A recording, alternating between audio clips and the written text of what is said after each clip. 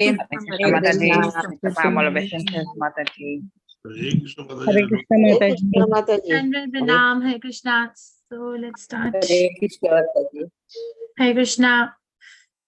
Om Namo Bhagavate Vasudevaya.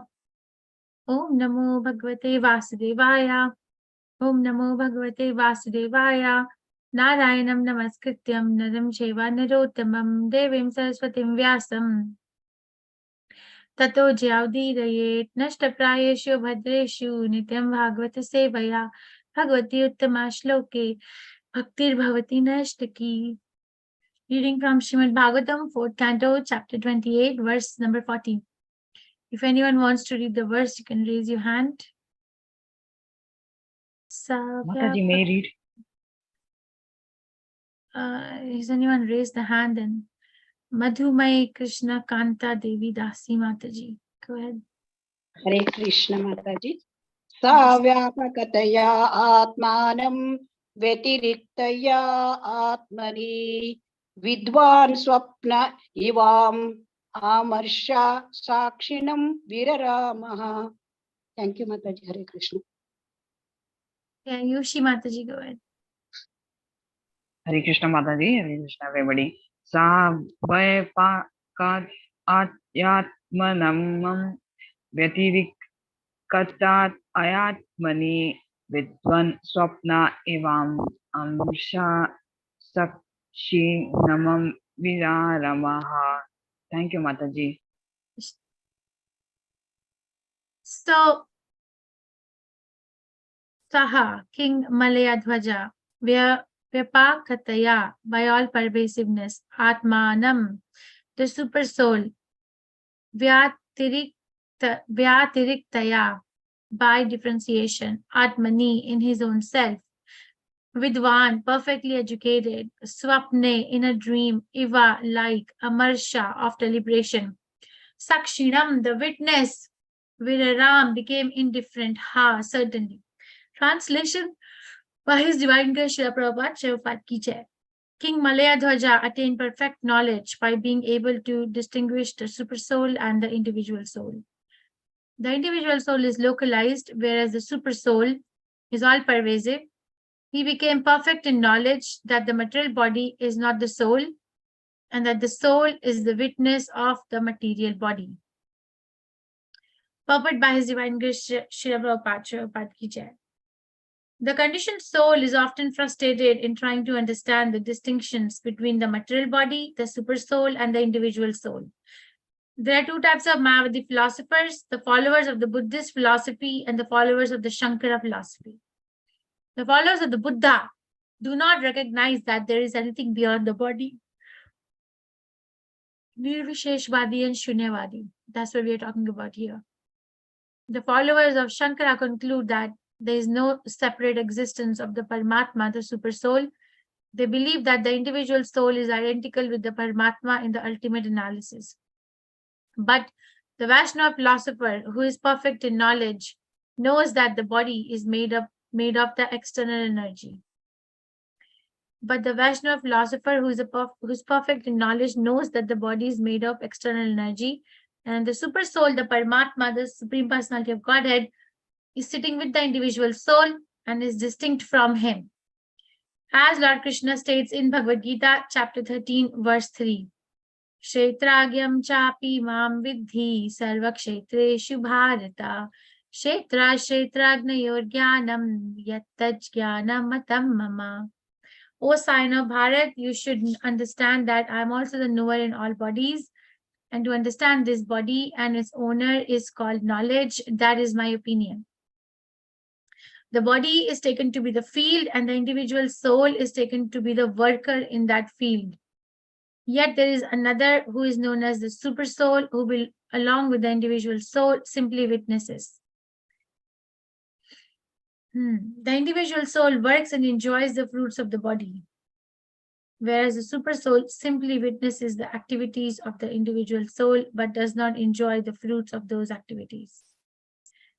The super soul is present in every field of activity, whereas the individual soul is present in his one localized body. King Malayadhwaja attained this perfection of knowledge and as it was able to distinguish between the soul and the super soul, and the soul and the material body. Very analytical verse. Jnananjan Shalakaya Chakshurunmilitam Yena Tasmai Shri Gurve Namaha Shri Chaitanya Manuvishtam Sthapitam Yena Bhutale Swayam Rupa Gadamahiyam Dadati Swapadantikam. Hey Krishna, Karna Sindhu Din Bandhu Jagatpate Gopesha Gopika Kantha Radha Kantha Namastute Tapta Kanchan Gaurangi Radhe Vrindavaneshwari Vishvanuste Devi Pranamami Hari Priya. Jai Shri Krishna Chaitanya Prabhu Nityananda Shri Advait Gadadhar Shivasadi Gaur Bhaktivinda. Hare Krishna Krishna Krishna Hare Hare Hare Ram Ram Ram Hare Hare. Namam Vishnu Padaya Krishna Pristhaya Bhutale Srimate Bhaktivedanta Swami iti Namne. Namaste Saraswati Devi Gaurvani Pracharine Nirvishesha Shunyavadi Paschatya Deshatarine. Sahavyapakatayatmanam Vyatiriktayatmani Vidvan Swapna Ivam Harsha Sakshinam Viraramha. Amrisha, after liberation, Sakshinam, the witness, Viraram became indifferent. King Malayadhwaja attained perfect knowledge by being able to distinguish the super soul from the individual soul. The individual soul is localized, whereas the super soul is all pervasive. He became perfect in knowledge that the material body is not the soul, and that the soul is the witness of the material body. Right. So we are reading from 4th Canto Srimad Bhagavatam, which is entitled as Creation of the Fourth Order, chapter 28, which is entitled Queen Puranjana becomes a woman in the next In second life, women in the next life. and the woman that he becomes is named Vidarbhi, who is the wife of Malayadhwaja. Malayadhwaja, and she has how many children? Seven Sons and One daughter. one daughter. Okay, and then allegorically we know who's representing what. And then when the time came for retirement, she retired with her husband and went to a place called Kulachala. Kulachala. And then her husband was doing severe austerities in both externally and internally. Externally, what austerities was he doing externally? What was he doing? If you have a noise behind you, please mute yourself. Nirjan Bhajanam. Yeah, what was he doing? They were the name of the rivers. He was taking bath in those rivers. He was eating the raw fruits, the raw roots, right? The raw vegetables. And what other austerity he was doing in terms of the body? He was standing on one foot for how long? 100 years, celestial years. 100 celestial years. 100 demigod years, which is how many years? 36,000 36,000 earth years. 36,000 times when the earth goes around the sun. You know that 1 year means the earth has gone around the sun one time. 36,000. And what was the result? This is the result. Perfection. This is the result. Today's verse is the result of doing so many austerities, that he was able to attain perfect knowledge. Perfect. And Krishna is giving the definition of the knowledge in this particular verse. This is called knowledge. What is called knowledge? That you should understand that I'm also the knower in all the bodies. And to understand that this body and its owner is called knowledge. And what is the perfect knowledge? Add one more adjective to it, distinguishing between the super soul and the individual soul. So knowledge or gyan is knowing that I'm not the body, I'm different than the body, I'm in the body. And what is vigyan? Or further differentiation between the soul and the super soul. What is the word used here? Vidya, Atmani, Vidwan, perfectly educated. So he became this is the word used here. So he was able to become not only like aware, but he also become realized. We can be theoretically aware, but to have that kind of a realization is altogether different thing. For example, I may be aware that Krishna is the Supreme Personality of Godhead, and that my relation with Krishna is my aim of life, or goal of life, ultimately is to work towards reestablishing that lost relationship, which was lost from my end. It was never lost from Krishna's end, and go towards and work towards it. Okay, this one can have, this is knowledge in one sense. But what is the realization of knowledge is one is actually doing it. One is actually taking practical steps towards attaining that goal. So when King Malayadwaja was able to attain that perfect differentiation between the body, the soul, and the super soul, his actions, his lifestyle, everything was changed. It was not the same. Disruptors. There are in the commercial world, or in the world of corporate industries, there is a word they use called disruptor industries. Disruptor. For example, Amazon or Apple, these, or Uber, these companies came and they changed they completely disrupted the way the things were functioning before, how the shopping was done, how the taxi was taken, or how the computer system was functioning. All these, this is called disruptor. Like that, we have disruptors in devotional service also, the Vaishnavas who come and they give us a little bit addition to do in our life, and then our whole life gets like ripped apart, disrupted. Right? So how do we know that we have actually been attacked by such a disruptor, which is of course a very fortunate thing, is when we see that we have actually made changes. My taste is different. The things that were the goals, the things, or the whatever, the lifestyle which was there is completely different. And actually chanting Hare Krishna Maha Mantra is the only way to come to the level of mode of goodness, at least in this material world, in this present age. King Malyadwaja was in Satya Yuga, so the way for doing that process was meditation. That's what he was doing. But the same process, the same realization that King Malyadwaja attained by the mercy of the Supreme Personality of Godhead can be attained by anybody in this Yuga, which is called Golden Age, just by chanting the Hare Krishna Maha Mantra sincerely and offenselessly. Same thing, he took 36,000 years. We don't even need to take 36 years. Such a privilege is available. Same knowledge that he attained, and he actually changed the way he was living. We can all do it in a very small span of time that we each have. It's not a very big span of life. In a very huge scheme of things, 100 years is nothing. It's nothing.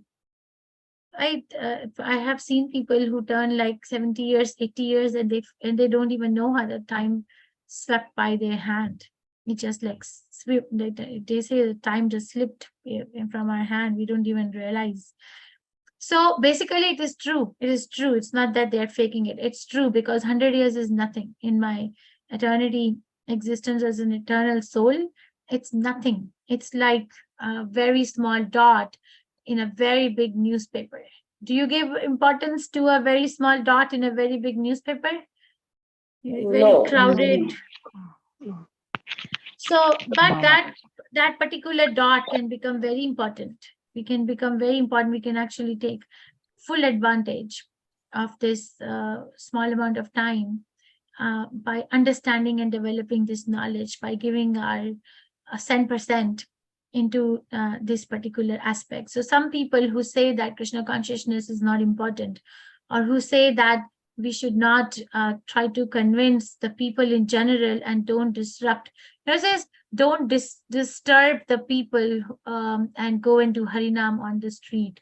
Don't disturb and go and distribute books on the street, because we are all doing bhakti and it is in our heart. We don't need to get it from you. Well, that's not correct, because we don't have a goal. We don't know why we are here, how did we get here, and where are we going next. That is not a very good life to live. And on top of it, we are so proud that I don't want to bring about change because of the what is that verse in Bhagavad Gita? Karta aham iti manyate.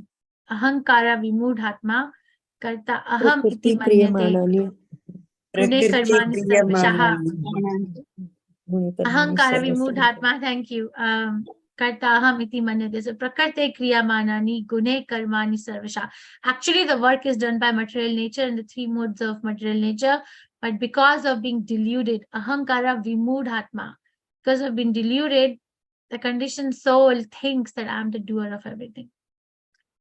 So to get out of that darkness, somebody has to come and shake our life. It's a very big mercy to get out of dense darkness. And we don't even know that I'm in darkness, and I also don't want to know. You know, there are some people who come to the hospital very late sometimes. Dr. Parik or Prem Prakash, Haridas Prabhu, you might be knowing it more than anyone of us here, that some people come very late. You know, they've been struggling with this problem in their life for years and years, and they come very late. And sometimes we ask them, what took you so long to come and seek help? And the answer we get is, oh, I would rather not know what I have. I would deal with whatever comes, but I don't want to know because I don't want to get into those nitty-gritty details. Do you have that? Do you get that, Prabhu? Yes, Mataji.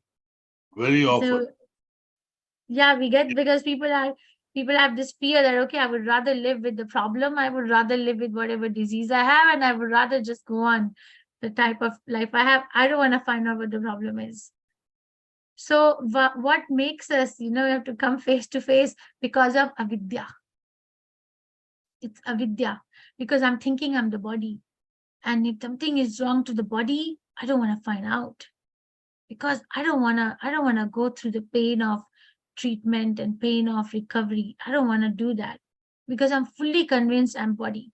But if somebody who is fully surrendered to Krishna, or who's on the route to surrender to Krishna, that person will say, okay, I am living in this body and it is my responsibility to take care of the body. Let me go and figure out what's going on. So see if I can, do something to take care, to prolong my services in this particular body.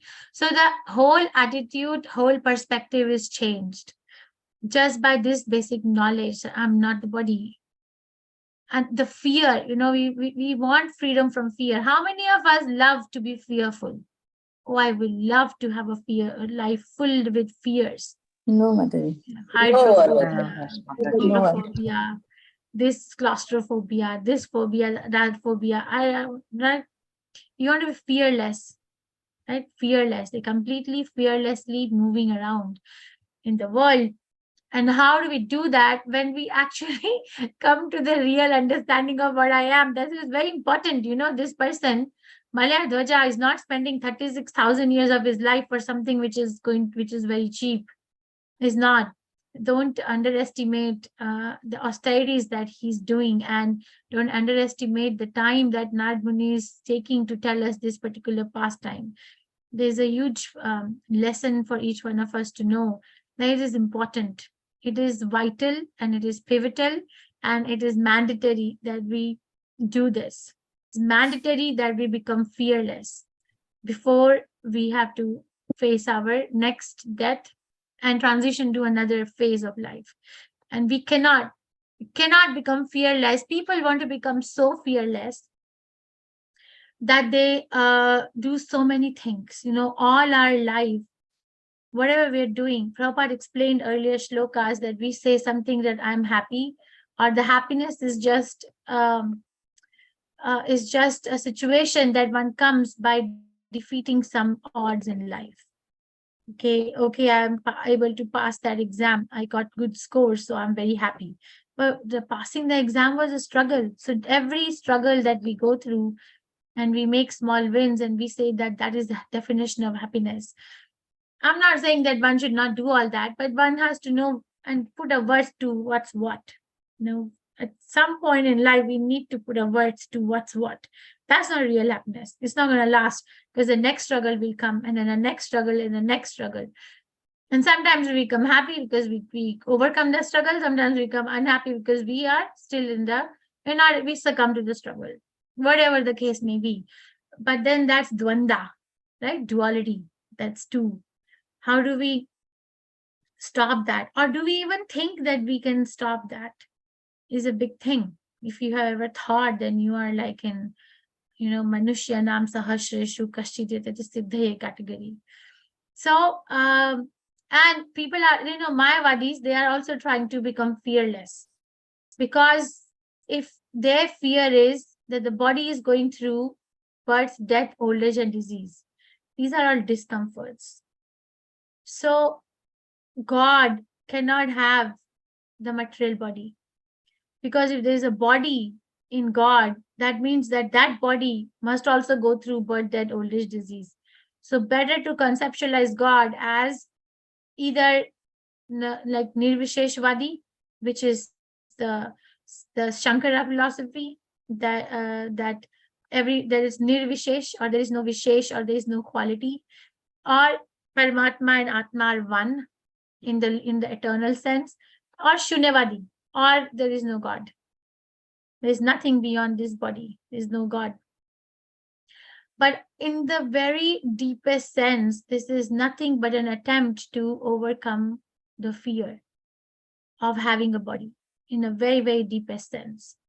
So, but we are not like that. You see, our acharyas have given us the ultimate purpose, have given us the direction to how to achieve that purpose, and have also given us the lifestyle in this particular age to attain that purpose. That is why Prabhupada is saying that Vedantas or we Vaishnavas are perfect.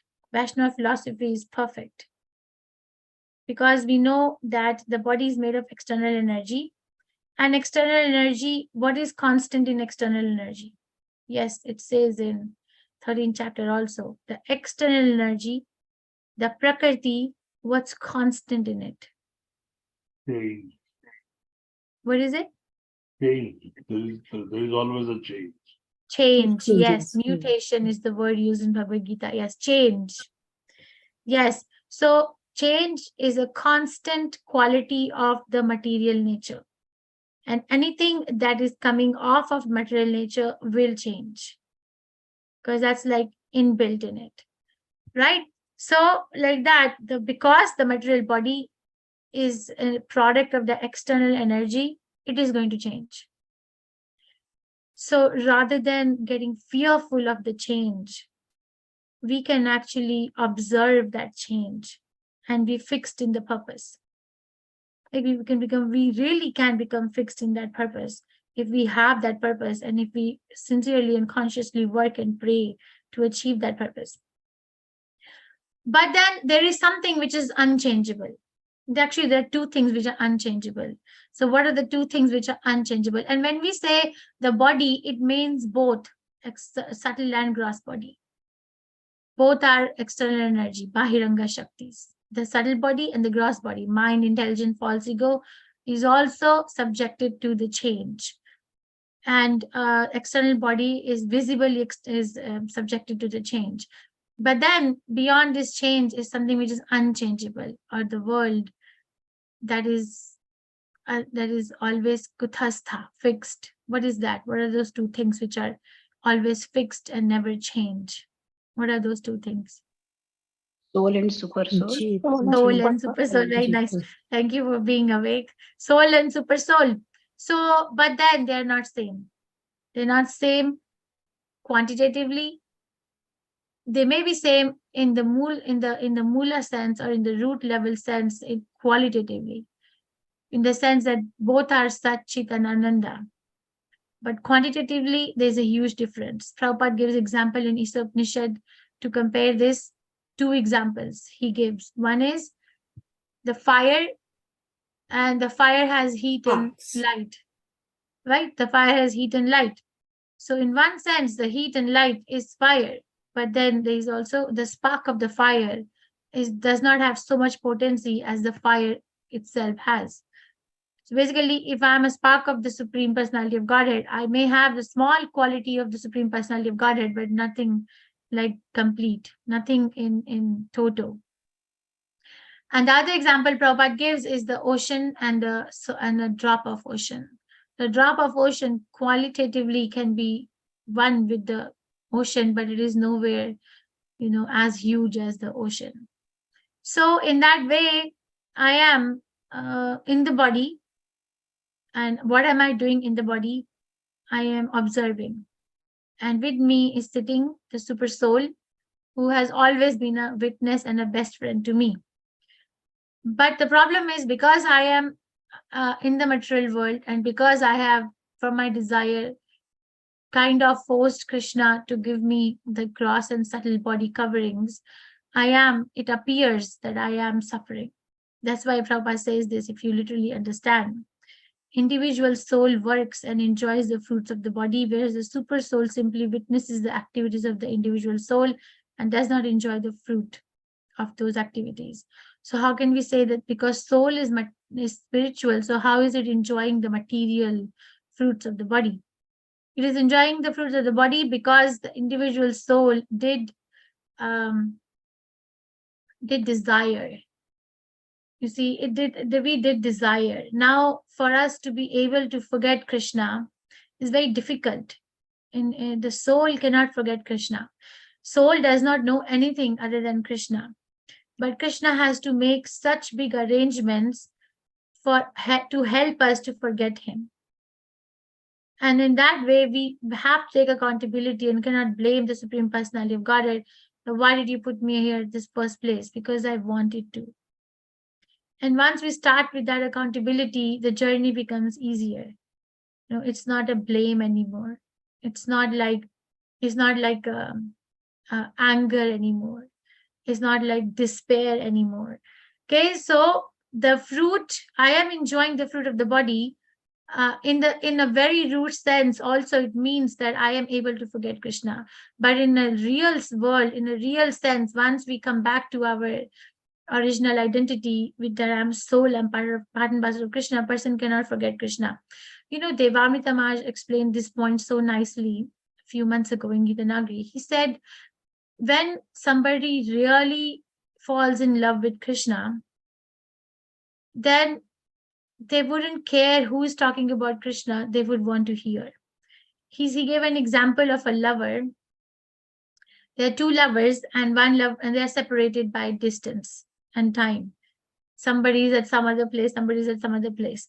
So if somebody talks about the person that they're object of love, no matter who it is, but the other person who is in love with the other person wants to hear what they're saying.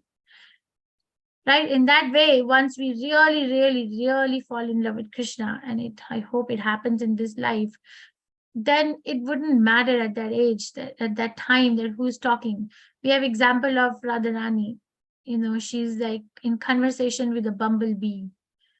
She just looks at the bumblebee in Vrindavan, and then she falls into this samadhi that she thinks of the garland around Krishna's neck.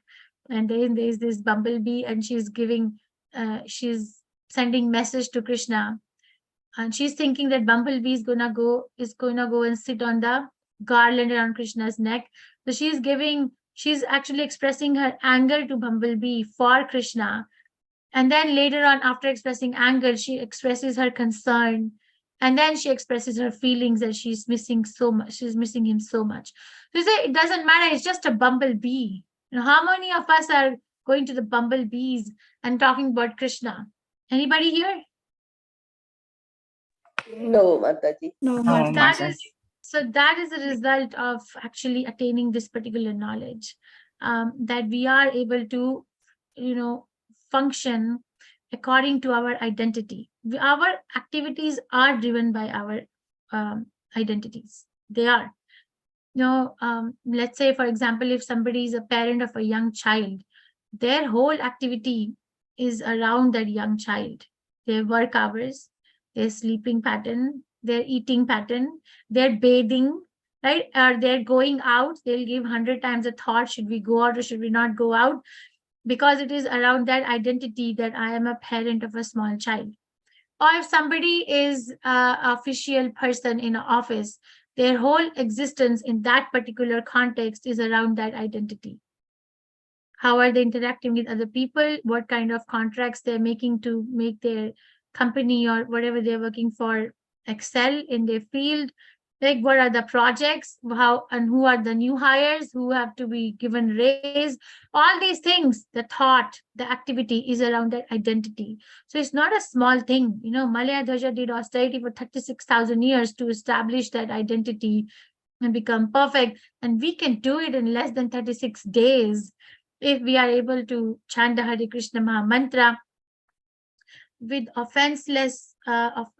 offenses and sincerity of the heart, which in itself is a big achievement. And then we can actually able to face any problem. The answer will be there because the vision of problem and me in that problem is going to be, the dynamics is going to be so different. Okay, there is a problem, but how is it that is going to, how should I approach to solve this problem so that I am able to remain attached to my final goal of life? It doesn't become a very huge thing. People succumb to roadblocks in their life so much. But by chanting Hare Krishna Maha Mantra, by associating with this sound vibration, which is coming from the spiritual world, one is able to come to the real identity. Okay, and but then again, there are weeds, I don't want to go into detail, but what happens is that, okay, if somebody's chanting Hare Krishna sincerely, even small sincerity, which is coming and going, Rupa Goswami Prabhupada explains this in Nectar of Devotion, that what are the benefits of chanting Hare Krishna. So there's the ultimate benefit, which is developing the love for Supreme Personality of Godhead, but then there are side benefits. Side benefits is one becomes very peaceful, one becomes very happy, one doesn't get bothered with the kleshas anymore, adi devik, adi bhautik, adhyatmik, and one may even get some popularity, one may even get some money, one may even get some recognition or knowledge. So the thing is that if somebody has to be very fixed in their purpose personally, you're talking about making that personal space very powerful, then they will not be distracted by all these apparent distractions. But if somebody is still like wobbly in their path towards that spiritual journey, then that person will get distracted by these recognitions or these gains, monetary gains or assets, or the so-called like peacefulness, or able to cope up with so many difficulties. They are in a way are just distractions or side benefits. It's not real benefit. Okay, they're there. Thank you, Krishna, because that's making me focus my energy and time more in my chanting and more in my services, but that shouldn't serve as a distraction. Then we can actually fall down again, and then the whole cycle starts again. I mean, of course, there is no loss in a literal sense, because we don't start from zero. We start from where we left off, but it still is a big waste of one whole human life that we got. Okay, so understand that this 36,000 years that he spent to achieve this knowledge. And what is that perfect knowledge? So there's knowledge. The knowledge is that I'm differentiating between the body and the soul. And perfect knowledge is being able to distinguish the super soul from the individual soul. So he was able to attain both knowledge and perfect knowledge. He was able to understand the qualities of the super soul and of the individual soul. And he was able to understand that materially, I am different than the soul. I'm soul, and I'm in the material body. And with me is sitting my best friend, who's the super soul. So in that way, nobody is alone ever. And it'll be a nice space to venture into, where I may be sitting alone, but I'm never lonely. There's a difference between being alone and being lonely. So people in this day and age succumb to loneliness. They succumb. Prabhupada says that the person becomes so lonely that they even keep cats and dogs to serve. But we don't want to do all that, right? We don't want to like waste our time and become powerless and become distracted. Or if we, that is why we need each other. That's why we need the whole society, that if somebody's feeling weak or somebody is getting affected by the modes of material nature, because modes of material nature are powerful. Krishna says this in 7th chapter. Like Esha manamaya durataya Mameva prapadyante maya metam tarantite. 7:14, I think this verse Krishna says that Devi Esha Devi Esha Daivi Gunamayi. Esha Gunamayi. Manamaya Durataya. So Devi Esha Gunamayi. So Manamaya Durataya. So it's Devi Esha. It's a very, very difficult to overcome this material mode of nature. So sometimes we will have a rocky ride. We will get up in the morning sometimes and feel that it's too much. It's too much to do. The discipline is too much. Or is it, let me sleep a little more? Let me go and eat here and there. It's too much. You know, ISKCON or Srila Prabhupada has given me a difficult route, or the temple worship is difficult, or living with devotees is difficult. Where, you know, it's difficult, it's uncomfortable, but if we don't do it and we get lost, then the pain is unbearable. So we have to choose between discomfort or an unbearable pain of not trying it. Okay, any questions, reflections, realizations?